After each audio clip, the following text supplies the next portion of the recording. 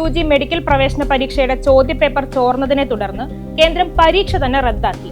ഏകദേശം 23 ലക്ഷത്തോളം വിദ്യാർത്ഥികളുടെ ഭാവി തന്നെ തുലാസിൽ വെച്ചുകൊണ്ടായിരുന്നു ഈ നടപടി. നീറ്റിനെതിരെ ഇന്നും ഇന്നലെയും തുടങ്ങിയതല്ല ആരോപണങ്ങൾ. നീറ്റ് പരീക്ഷാ ഫലത്തിന് പിന്നാലെ മാനസിക സമ്മർദ്ദം മൂലം ജീവനെടുക്കുന്ന വിദ്യാർത്ഥികളുടെ വാർത്തകൾ നമ്മൾ തന്നെ എത്ര വായിച്ചിട്ടുണ്ട്. നിലവിൽ വൻ പരീക്ഷാ തട്ടിപ്പിനെ കുറിച്ച് CBI രാജ്യവ്യാപകമായി അന്വേഷിച്ചു വരികയാണ്. നാഷണൽ ടെസ്റ്റിംഗ് ഏജൻസിക്കെതിരെ വലിയ പ്രതിഷേധങ്ങൾക്ക് കാരണമായ നീറ്റ് ക്രമക്കേടിന് പിന്നാലെ ഇത് വീണ്ടും ഒരു ക്രമക്കേട് ആരോപണം കൂടി വന്നിരിക്കുന്നു. ഇവിടെയും NTA പ്രതിക്കൂട്ടിൽ തന്നെയാണ്.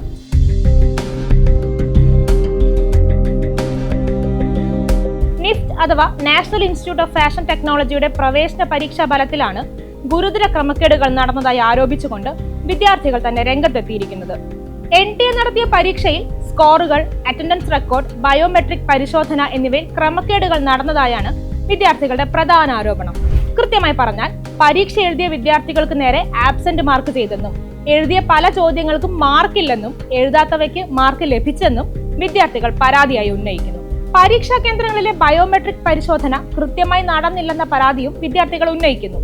ജൂൺ 3-നാണ് നിഫ്റ്റ് പരീക്ഷാഫലം പ്രഖ്യാപിച്ചത്. ഇതിന് പിന്നാലെ ആരോപണങ്ങളുമായി വിദ്യാർത്ഥികൾ രംഗത്തെത്തുകയായിരുന്നു.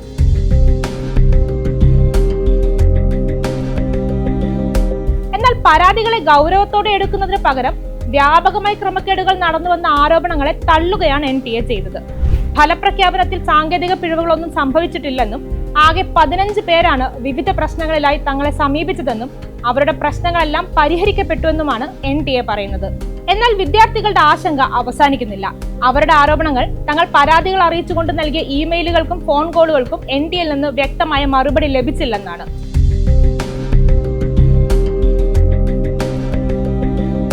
നോക്കൂ, വിദ്യാർത്ഥികളുടെ മാനസിക നിലയെ പരിഗണിക്കാനാവാതെ പലപ്പോഴും കടുത്ത മാനസിക സമ്മർദ്ദത്തിലേക്കാണ് ഇത്തരത്തിലുള്ള പ്രവേശന പരീക്ഷകൾ തള്ളിവിടുന്നത്. അതിന്റെ കാരണം പരീക്ഷ എഴുതുന്ന ലക്ഷക്കണക്കിന് വിദ്യാർത്ഥികളുടെ മൊത്തം ഭാവിയെ തകർക്കാൻ പരീക്ഷാ ഫലത്തിലെ ക്രമക്കേടുകളോ കൃത്രിമത്വങ്ങളോ ചോദ്യപേപ്പർ ചോർച്ച പോലുള്ള കാരണങ്ങളോ കാരണമാകുന്നു എന്നതാണ്. നീറ്റ് പരീക്ഷ ചോദ്യപേപ്പർ ചോർച്ചയ്ക്ക് പിന്നിൽ വലിയ മാഫിയ തന്നെ പ്രവർത്തിച്ചുവെന്ന് കണ്ടെത്തലുകളുണ്ട്.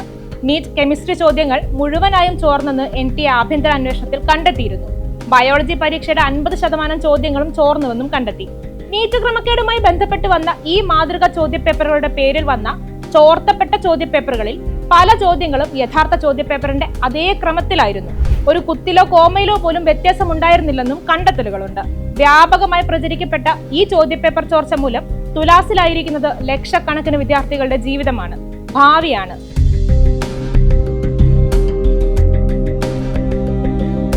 സമാനമായാണ് നിഫ്റ്റിലും ഇപ്പോൾ ക്രമക്കേട് ആരോപണങ്ങൾ ഉയർന്നു വന്നിരിക്കുന്നത്. വിദ്യാർത്ഥികളുടെ ജീവിതം തന്നെ തുലാസിലാക്കുന്നതാണ് ഇത്തരം ക്രമക്കേട് ആരോപണങ്ങൾ. ഇത്തരം പ്രശ്നങ്ങൾ പരിഹരിച്ചുകൊണ്ട് മുന്നോട്ടു പോകാൻ കാലങ്ങളായി പ്രവേശന പരീക്ഷകൾക്ക് സാധിച്ചിട്ടില്ല. 2019 മുതലാണ് നീറ്റ് പരീക്ഷകൾ NTA നേരിട്ട് നടത്താൻ ആരംഭിക്കുന്നത്. NTAക്ക് മുൻപ് 2013 മുതൽ 18 വരെ CBSE ആയിരുന്നു നടത്തി വന്നിരുന്നത്. എന്നാൽ തുടക്കം മുതൽ തന്നെ നീറ്റിലെ കാര്യങ്ങൾ അത്ര നീറ്റല്ല. നീറ്റ് പരീക്ഷയ്ക്കെതിരെ ഏറ്റവും കൂടുതൽ പ്രതിഷേധിച്ചത് തമിഴ്നാടാണെന്നും നമുക്കറിയാം.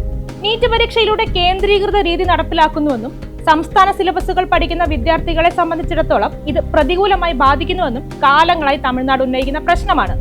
ഇത്തരം മത്സര പരീക്ഷകൾക്കായി കോച്ചിങ്ങിന് പോവുക എന്നത് പോലും സാമ്പത്തികമായി പിന്നാക്കം നിൽക്കുന്ന, എന്നാൽ പഠനത്തിൽ മുന്നിൽ നിൽക്കുന്ന വിദ്യാർത്ഥികൾക്ക് കഴിയുന്നതല്ല. എന്നാൽ പഠിക്കാനും ജീവിതത്തിൽ മുന്നോട്ട് വരാനുമുള്ള അവകാശം ഒരു വിദ്യാർത്ഥിക്കും ഇത്തരം കാരണങ്ങളാൽ നിഷേധിക്കപ്പെടാൻ പാടുള്ളതുമല്ല. ഇത്തരം പ്രശ്നങ്ങളാൽ തന്നെ നീറ്റ്, നിഫ്റ്റ് തുടങ്ങി എല്ലാതരം മത്സര പരീക്ഷകളും കൃത്യമായി നടത്തേണ്ടതിന്റെ, അതിലെ കൃത്രിമങ്ങൾക്കുള്ള പഴുതുകൾ അടയ്ക്കേണ്ടതിന്റെ ആവശ്യകത അനിവാര്യമാണ്.